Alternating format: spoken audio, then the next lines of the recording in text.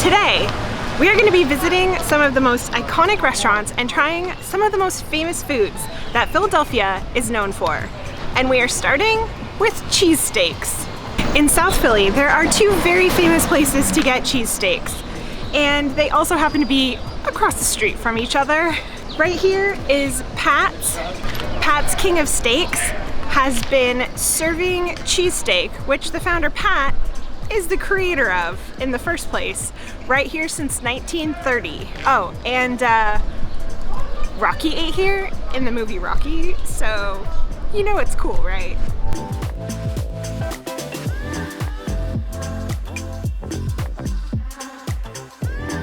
The classic Philly cheesesteak is thinly sliced beef steak, usually with onions, sometimes other toppings like peppers and mushrooms, topped with either American, provolone, or Cheese Whiz on a roll. I was reading that a lot of people think that Cheese Whiz is like the classic combination here in Philadelphia, but that actually most people in Philly order them with either American or provolone. So I think Jeremy still opted for the Cheese Whiz, and I'm okay with that. You ready to give it a go? All right.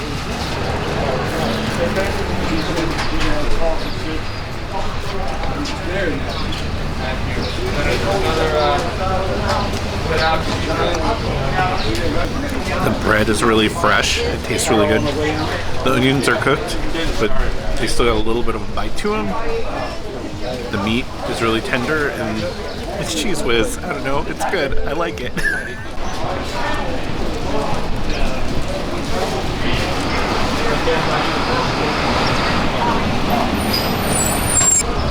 That is really good. The last time I was in Philadelphia, I think I ate at Pat's. I can't remember which one, but I was a vegetarian at the time, so I just got cheese on bread. And that's better. Definitely get the meat. Just across the street is Geno Steaks. Now, they were founded in 1966, so they didn't get started until 36 years after Pat's. However, they claim that they perfected the cheesesteak.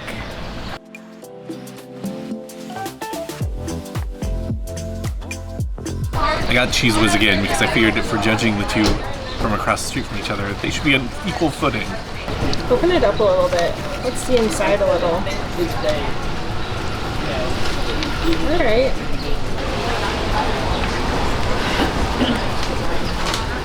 The bread is nice and soft and fresh, but a little chewier. But the insides are fairly similar. I think the bread is a little bit different, and I think I like Pat's bread slightly more. Yeah, I agree. There's also less Cheese Whiz on it, and the Cheese Whiz was quite nice. Yeah, I just think overall, it's just not quite as good. It's still great, but maybe not as good as Pat's. Kelly says both are delicious. Well, both of these places were great. I would say that Pat's would be the go-to for me as a recommendation, just because they are the inventor of the cheesesteak, and we liked that one a little bit better. But we are gonna try another local favorite, one that both locals and tourists seem to really love. But first, I think we need to get a little bit of a sweet treat while we're in this area. But not just any sweet treat. It's one I've never had, but it is very local to Philadelphia. It's water ice. There are many places throughout the city where you can get water ice, or I think the locals call it water ice, or also Italian ice is another name I've heard.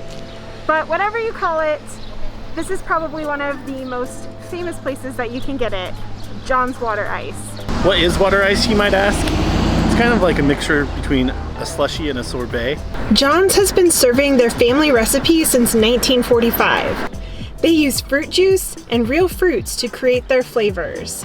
And boy, do they have some delicious sounding flavors.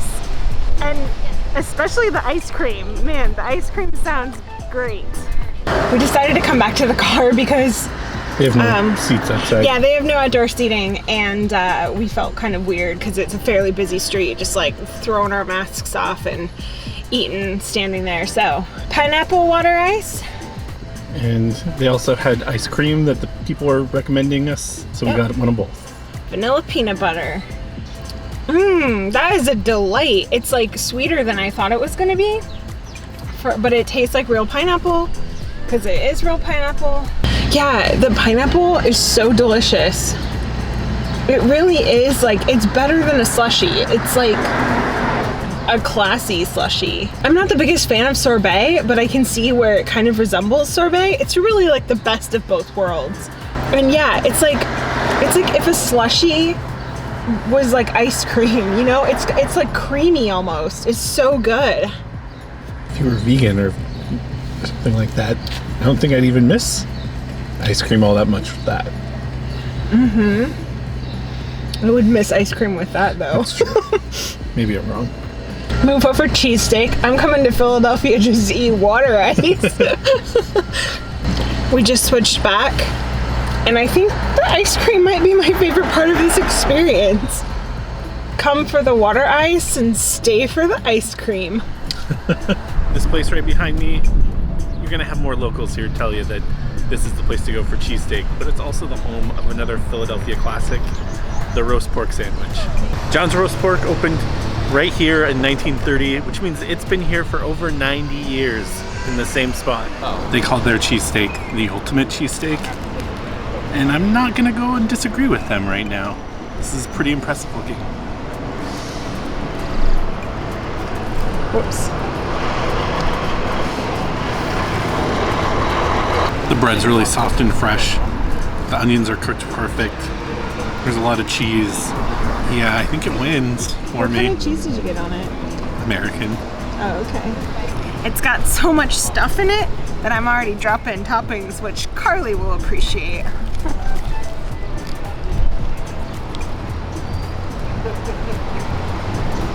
Oh yeah, that is super good. That is a beautiful bread. It's so soft, but it still has like a nice crustiness on the outside. And then that cheesesteak itself is lovely. What a delight. The roast pork is made here on site, and it's generally served with spinach, which we got, and a choice of either American, mild provolone, or sharp provolone cheese. I got the sharp. Wow, it's very herby. It tastes, but it's really good. It's moist. The cheese is sharp. I like the cheese on there. Yeah. And once again, they're really all knocking it out of the park with the really good bread.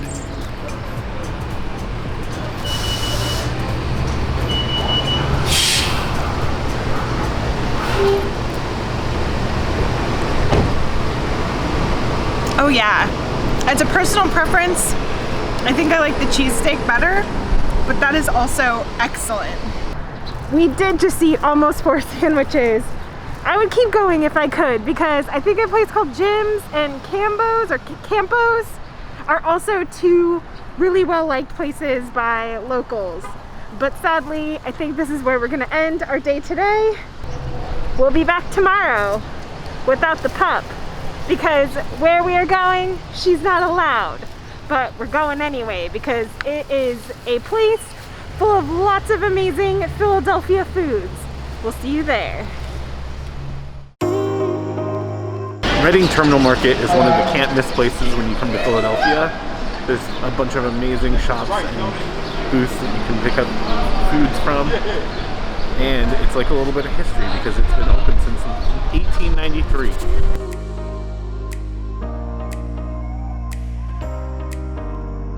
It smells so good in here. I can smell all of these different foods kind of like combining together, and let's get some food.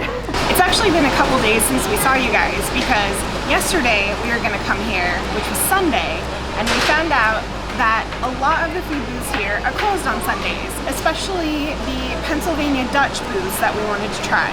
So instead, we went to the Mutter Museum, which is this quirky medical museum that has a bunch of old-timey anatomical specimens and just an eclectic mix of weird medical stuff, a lot of it from the 1800s. They have slices of Einstein's brain and just a lot of other interesting stuff. It was definitely fun and quirky to check out, but today I am hungry. Let's get started with some food. And we are starting with Baylor's Donuts, which is a place that Jeremy picked out, so I'll let him tell you more about it. For over 30 years, Baylor's been serving up delicious donuts. They came to the Reading Terminal Market in 1985, making them one of the very first Amish vendors to sell here. With recipes that have been passed down for hundreds of years and thousands of 4- and 5-star Yelp reviews, this is a place we had to check out. I opted for the salty caramel and the strawberry shortcake because I've never tried a strawberry shortcake donut before, so let's see. Oh wow. Hands down one of the best donuts I've ever had. I love that their donuts are so soft, but they also have a little bit of a crust to them. And man, this jam is like, it's like a strawberry jam that's homemade. It's like the best jam-filled donut I've ever had. That's a thing I'm certain about. Baylor's also has a pickle patch where they have all kinds of different yummy looking pickles and like potato salads and things like that, and a full bakery where they bake fresh breads and cakes and all kinds of stuff every day. I'm gonna assume that since the donuts were amazing, that probably everything else here is too. But we have a couple other places that we still gotta try. Opened in 1987, Down Home Diner wanted to bring scratch-style cooking from the foothills of Virginia to Philadelphia. They bake their cornbread and biscuits fresh every morning, and their jams and soups are all made right here. So one of the Pennsylvania Dutch things that you have to try is Scrapple, which is, I guess, kind of like a sausage, but it's made with pork scraps and cornmeal and or some kind of flour, like buckwheat flour or wheat flour. They form it into these loaves and then they slice it and pan fry it. So we got a home-style breakfast that has both those homemade biscuits that Jeremy was talking about and some Scrapple. And we also got some Scrapple fries with an apple butter. And it all looks really good. Neither one of us has actually tried Scrapple, so here we go.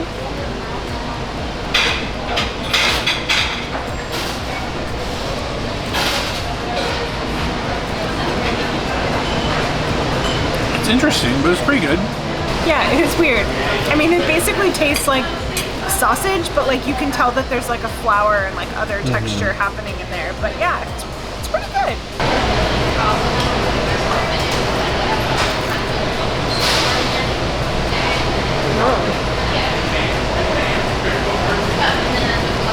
Yeah, that's really good. I really like that combination. I mean, it came with the apple butter, so I wasn't gonna say no to that, but I thought it seemed kind of odd. It's not. It's actually really good. That's some excellent apple butter also. That biscuit was just so soft on the inside and like perfectly flaky and crispy on the outside. And the jam it comes with is a homemade cherry jam, which I don't think I've ever had a jam like that before. It was really tasty though. And now that we've finished our plates, we still have more food to eat. So that's gonna be fun. I think we definitely need a little bit of a break from food, so we're just gonna wander around the market for a little while.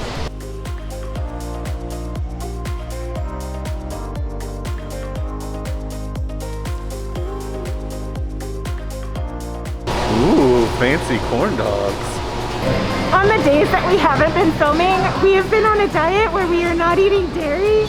And all this dairy, all this cheese, I'm just like, please, I want you all. Located in the center court is Filbert the pig, which is kind of like the market's unofficial mascot. And it's weird because when we were wandering around, I keep thinking just how much this place reminds me of Pike's Place Market. And they too also have a pig. So, coincidence? Probably.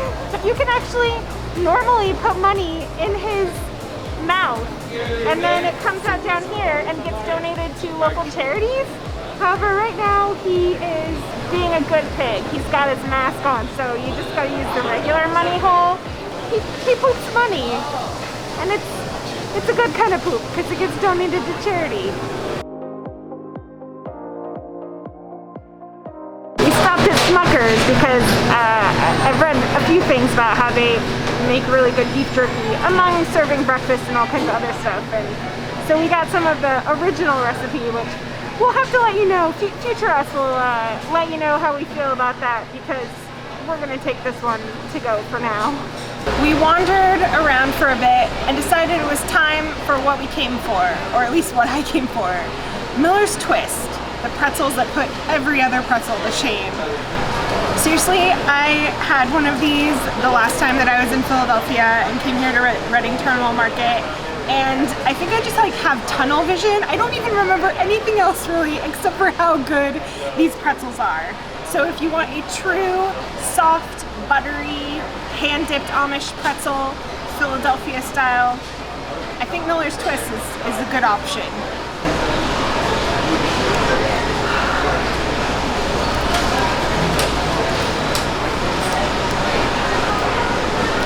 So good. That is the most buttery soft pretzel I think I've ever had. Right? It's so pretty good. Make sure you are subscribed so you don't miss future videos like this one, and check out the Philadelphia series where we try more food and visit all kinds of attractions and filming locations around Philadelphia. And thank you to our patrons for supporting our channel. If you'd like to become a patron, $5 or more a month will get you a postcard every month, as well as extra behind the scenes things that don't get posted to our regular channel.